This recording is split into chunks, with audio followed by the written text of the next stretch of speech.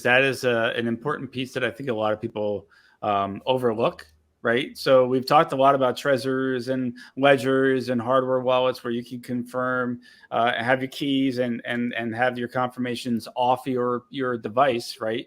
But a YubiKey, or this is an only key, okay, and this actually has buttons on there where you can put in codes. Nice. They're great devices for two-factor authentication, because everyone's going to need a centralized exchange account to be able to off-road back into fiat, right? So chances are you're going to need some website you're going to need to log into that you want to keep secure. When you type your password into that website, a keylogger could theoretically snatch that. But something like this only key or YubiKey, they can do that second two-factor authentication instead of going to as a text message to your phone. The only key can also set up your passwords and your user IDs as something that it will enter in. So your keyboard is not actually typing the information in, and a keylogger can't catch it. So there's a lot of really interesting ways that you can try to protect yourself, even if you are using your PC, right? You got to get these values in somehow. You want to kind of look across the full gamut of every way that you're trying to access your crypto in different ways. And I love this thing. It makes my life a lot easier because I don't have to go and pull out my passwords every time I need to get into MetaMask. I don't always have to grab my Trezor when I need to get into something, right? It definitely makes life a lot easier. Yeah. Also, just use a Mac. Don't use Windows. I tell people that too. Who are they writing malware for? Windows users. They have 99% of market share in the world. I made that number up, but you get the point. Windows is horrible. Like people, look. Nobody believes me, but I'm telling you. First off, Mac is closed source, so you don't know if it's horrible. You have no idea what level of centralization. I'm not going to tell people to use Linux because no one's ever going to do that. But you can guess some of the stuff I run. But I mean, there's mobile stuff that's really, really good, like Graphene OS, which, by the way, you can run these things on a full screen on a desktop monitor if you want. Graphene OS, extremely, extrememany secure. Everything inside of there is encrypted, and you can hide what you want to hide and create multiple different logins. When you boot the thing up. That's a good way to do crypto. A better way to do crypto could be use Graphene OS with Kiwi browser, and then also use a hardware device, right? So you get the best of both worlds. You have one of the most secure pieces of operating system in the world running an internet browser that you still have to use a hardware device with, right? And just get away from Windows altogether. People who are generating a seed phrase on MetaMask on a Windows computer, you are so at risk. Just go down to the bottom right of your computer, open up your antivirus, if you have one, hopefully, and then look at all the things that are being blocked. On a daily basis, there are thousands and thousands of things that are literally attacking your computer, and your computer is trying to fight off. And all of those things that are being blocked is because at some point they made it through. Enough people said, hey, there's this weird bug on my computer. They reported it. And then the antivirus software company said, oh, let's figure out what that is and block it. Right. So if there's thousands of things being blocked, how many things are not being blocked because they haven't been found yet? Because people don't know they exist. Yeah. Don't generate a seed phrase on your computer. Don't type a seed phrase on your computer. That's the stupidest thing you could do. Anybody can access a Windows computer. A simple Google search will show you how to create a bootable thumb drive that you could just plug into anybody's computer. It'll boot up a fake version using some Linux, but it'll boot up a fake version of Windows, and it'll extract all the usernames and passwords right there on a screen for you. You take out the thumb drive, you boot it up like normal, and then you type any one of those usernames and passwords and you're in. And now you can go straight to somebody's MetaMask, and if they don't have a password, and by the way, you can also crack the passwords. It's not that hard to use something called OPH crack, off crack. Lost crack and off crack, I guess is the new version. Yeah. Right.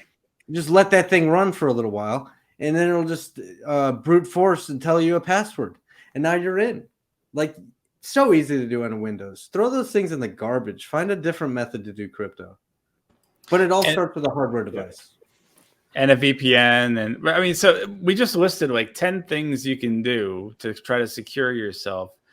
This is why people are using BlockFi and Celsius and Coinbase and Kraken and Gemini and others, right? Because first of all, most people don't understand money to begin with. And they go to banks because it's easy and it's hands off, right? They just put it in, they have a checking account. Everybody and they wants don't worry that. about it.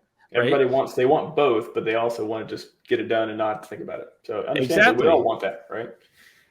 So that ease of use is impossible when you alone are responsible for all of your security, right? The safeguarding of your money. And that's the problem, right? Because we don't have to deal with having a safe in our houses to hold our cash and our valuables because our bank is doing that for us as a custodian, right? So new crypto users on Coinbase or Celsius, they didn't have to worry about it because those groups were doing it for them. Now, the problem is there's not a whole lot of regulation yet. So we have Celsius going down and oops, sorry, your crypto is now ours to pay our bills with, right? Whereas in traditional finance, you would see different rules based on existing banking regulations. Now, I'm not saying we need banking regulations in crypto, but what I'm saying, certain amount of that is probably inevitable if you look at the writing on the wall and where governments are going. But also if you look at the ease of use that the everyday user probably needs to even find their way into crypto, it's probably some amount of that is the only way we're going to get that mass adoption. Because until then, telling someone they got to go through all these hoops just to set up an account to be able to go purchase and stake Hex long term, they're going to like, what the hell? I'll just go buy a CD through my bank instead. I'll make horrible, interest, but hey, it's easy, right? Yeah. So, that's the hard part about onboarding people. I think that we may see some of the terms of service be unenforceable in the future. If nothing else, without regulation, we may see some of that, the Celsius, it's not actually your money. I could see some court cases coming up around that, and we'll see how enforceable the TOSs are. Although, you got Facebook, Instagram, and everyone else out there saying you don't own your data either, so it could be an uphill battle in some ways. I just want to get to a couple questions. Did you see what they did? They just hired back their chief financial officer, or they filed a motion. Oh, that's fantastic news. To hire their CFO back at $90,000 a month, right? So all their customers lost all of that money, right? Billions and billions of dollars. Sorry, you're out of luck. Terms of service say we get to keep your money. Oh, by the way, we have so much faith and confidence in the chief financial officer that was on board when that happened that we want to bring him back for $90,000 a month with your money. That's not a year, people. Not per year, per month. CFO is per month. Yeah, per month. That's ridiculous. Yeah, not taking a pay cut. That's those CFOs. High demand. So a couple of questions. What do y'all think? Better Trezor or Ledger? And then also Sandy Beach says Ledger supports passphrases. I like Trezor. I've used both. I have both. I have stuff on Ledger. I used Ledger for the longest time, and then I had Jexa, HexSafe. He makes a whole bunch of content. It's all about security. He runs like security classes. He kept telling me, "What are you doing? You got to get a Trezor, and here's all the reasons why." And I just ignored him because I didn't know better. And then I got a Trezor finally, and I will never go back for a number of reasons. Some of them were listed here. A Ledger has a battery. Okay, a Trezor doesn't. Okay, batteries go bad. The chemicals inside start to corrode and destroy the stuff inside, right? So it's just something you don't want to deal with. Ledger had they lost everyone's, or they accidentally released everyone's personal data. So people got like letters in the mail and spam and all sorts of stuff. Ledger, it's pretty complicated to do the 25th word passphrase, and it's not the same. They don't do it quite the same way as Trezor. They're not open source.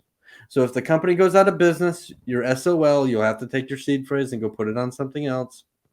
Okay, but Trezor, completely open source. Anybody can build a Trezor. You can get the diode and make a circuit board and build yourself a Trezor and inject the operating system, operating software thing in there, and you can run a Trezor if you wanted to. If the company went out of business, they will never, like, Trezors will always exist for that reason alone. They make it super simple to make endless hidden wallets. So right there on the screen of MetaMask, it asks you, do you want to use your standard wallet? And you just click and it takes you to your regular wallet. Or do you want to access a hidden wallet? And you can type anything in the world in that block. And it will take you to endless wallets associated with what you just typed. You could type, the sky is blue. Okay, all lowercase, no spaces. And it'll take you to all the wallet addresses associated with the sky is blue. You can type, I like dogs, right, with a capital D in there. And it'll take you to millions of wallets associated with that. You have unlimited choices, and it's kind of cool how easy they make it. And they've already incorporated it where MetaMask just asks you right there, do you want to access hidden wallet or not? So it's simple, and there's no battery, and it's just it's literally better.